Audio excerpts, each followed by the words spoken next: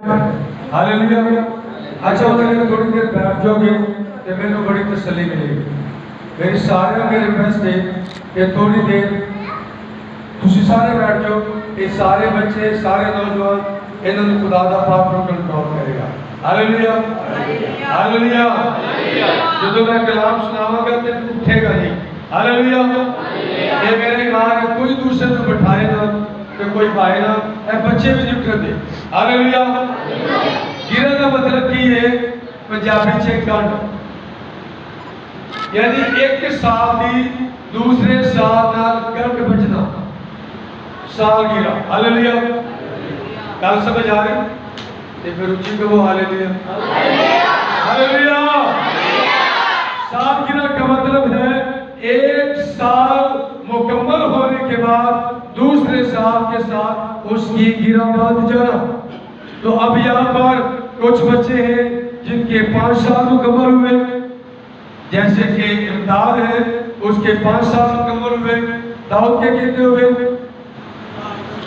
दाऊद के कितने हुए? 7 साल। और जॉटी के 21 साल। फिर पादरी साहब ने 21 पाउंड केक किया। हालेलुया। 21 पाउंड केक पादरी साहब का बनता है कि नहीं? कि जे को लोग बरकत की दुआ देते तो कोई 42 पाउंड खा लिया। Hallelujah hallelujah. जब खुदा के कादिर अपने मुंह से आपको बरकत दे, वो सोने चांदी और कीमती मोतियों से भी कीमती चीज होती है। आज सालगिरह का मौका है। सालगिरह तो ये 2 सालगिरह हम बाइबल मुकद्दस में देखेंगे। पहली पुराना अहदनामा और दूसरी नया अहदनामा में से। अहद अतीक में से हमने देखा फिरौन की सालगिरह, और ये जो फिरौन था इनके नाम मुख्तलिफ थे, लेकिन उनका जो टाइटल था, उनका जो लफ्ज था वो होता था फिरौन। ये नाम नहीं था, इसको याद रख रहे हैं। फिरौन कोई नाम नहीं था, फिरौन उनके एक टाइटल था, फिरौन उनका लफ्ज था, उनके मुख्तलिफ नाम थे। जैसे नया नाम में हम हेरोदिस कहते हैं, तो ये हेरोदिस भी कोई नाम नहीं था, ये एक टाइटल था।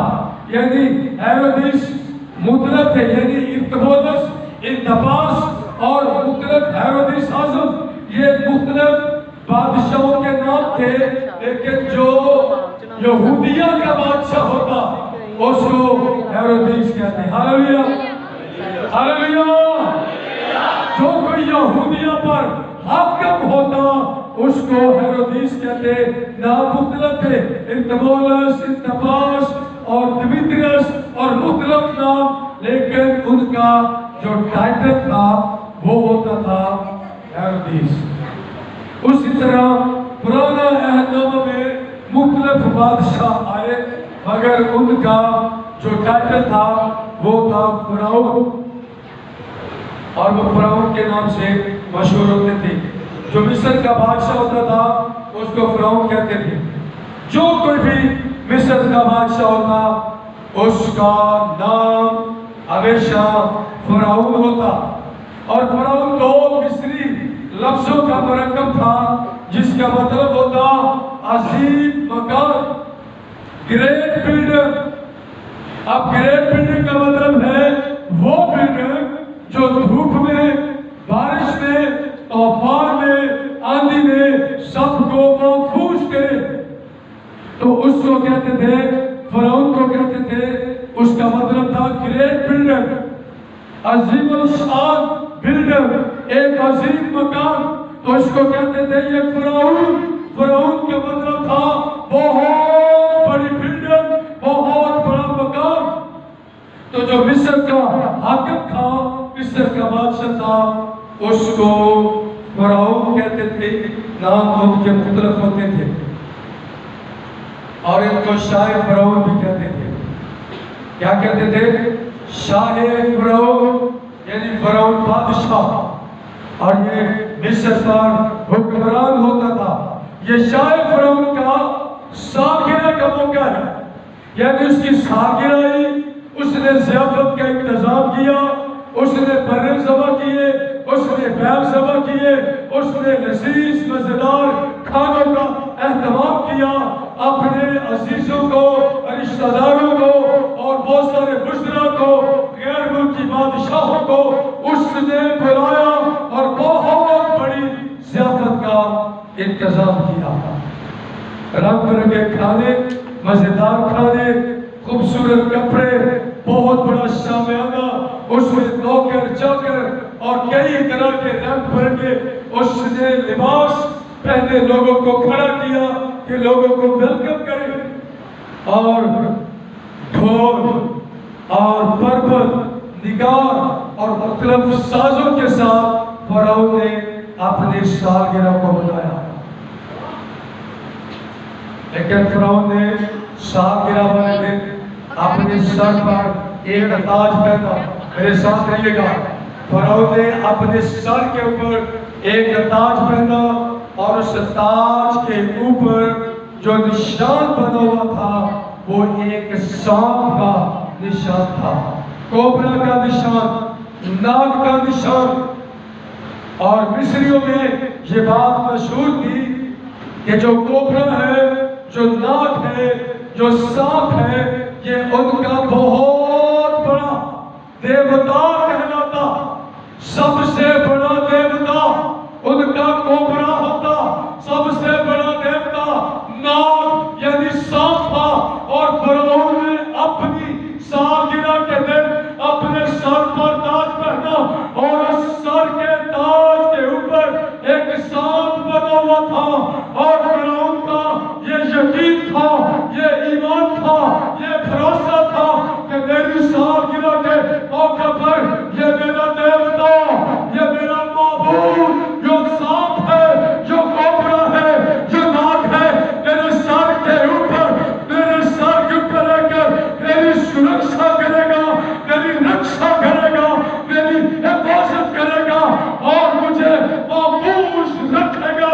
اس نے اپنی سالگرہ کے موقع پر اپنے ناگ کو، اپنے معبود کو، اس کوبرا کو اپنے تاج پر بنایا اور رکھا، تاکہ اس کی سالگرہ میں اس کا معبود، اس کا دیوتا موجود رہے۔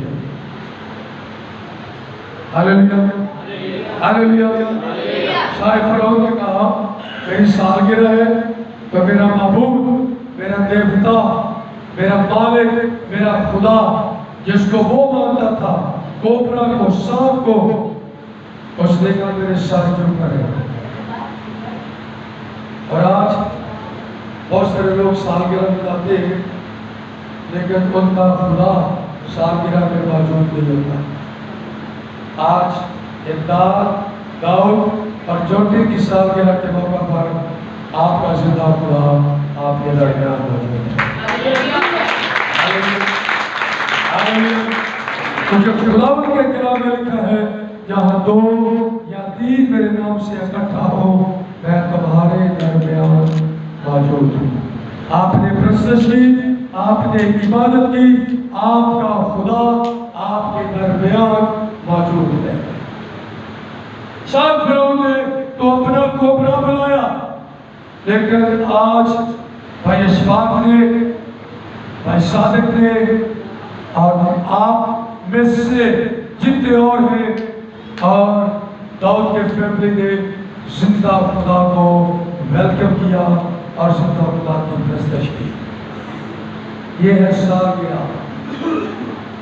اور اسی طرح ہیرودس بادشاہ نے سالگرہ بنائی،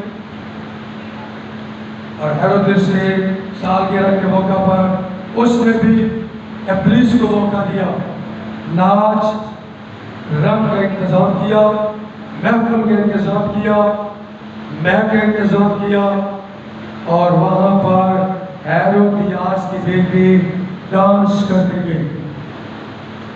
ہیرودیاس کی بیٹی وہاں پہ ڈانس کرنے گئی، اس نے ڈانس کیا، غیر مرد، یہ بھی بادشاہ ہے، مختلف علاقوں کے بادشاہ، وزراء، عمراء اور امیر ترین لوگ موجود ہیں، اور ہیرودیاس کی بیٹی۔ یہ ہیرودیاس کون تھی؟ ہیرودیس اعظم کی پوتی اور ہیرودیس انتبولس کی بیٹی ہیرودیاس اور اس کی بیٹی نے محفل میں ناچ کر لوگوں کو خوش کیا.